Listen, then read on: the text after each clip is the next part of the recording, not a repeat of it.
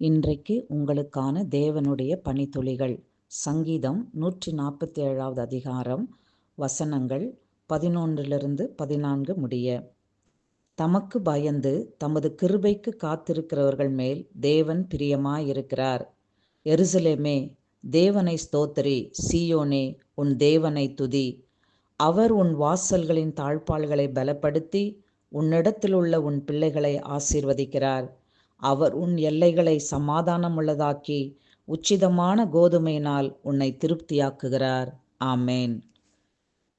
கிறிஸ்துவுக்குள் பிரியமான சகோதர சகோதரிகளே, உங்கள் ஒவ்வொருவருக்கும் இனிய புத்தாண்டு வாழ்த்துக்கள். இந்த புதிய ஆண்டில் நாம் தேவனுக்கு பயந்து அவருடைய வார்த்தையின்படி நம் வாழ்வை அமைக்கும் பொழுது அவர் நம்மேல் பிரியமாயிருந்து நம் குடும்பங்களை பலப்படுத்தி நம்மையும் நம் பிள்ளைகளையும் ஆசீர்வதிப்பார். எனக்கு அருமையானவர்களே, ஒரு வீட்டின் வாசலுடைய தாழ்ப்பால் சரியில்லை என்றால் அந்த வீட்டிற்குள் எல்லா விதமான காரியங்களும் சுலபமாய் நுழையும். வாதை, பொல்லாப்பு, பலவீனம், குறைவு, தரித்திரம், சமாதான குறைவு, இப்படிப்பட்ட அநேக காரியங்கள் உள்ளே பிரவேசிக்கும். இப்படிப்பட்ட சூழ்நிலையிலே கட்டப்பட்டிருக்கிறீர்களா? பிரியமானவர்களே, அவருடைய வார்த்தையை பற்றி கொள்ளுங்கள். அப்பொழுது இந்த புதிய ஆண்டிலே அவர் உங்கள் வாசல்களின் தாழ்ப்பாள்களை பலப்படுத்தி உங்களையும் உங்கள் பிள்ளைகளையும் ஆசீர்வதிப்பார்.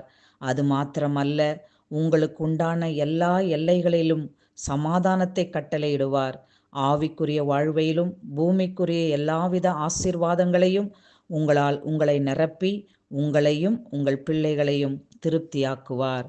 அன்பின் பரலோக பிதாவே, எங்கள் ஒவ்வொருவரையும் நம்பி இந்த புதிய ஆண்டிற்குள் பிரவேசிக்க வைத்துள்ளீர்.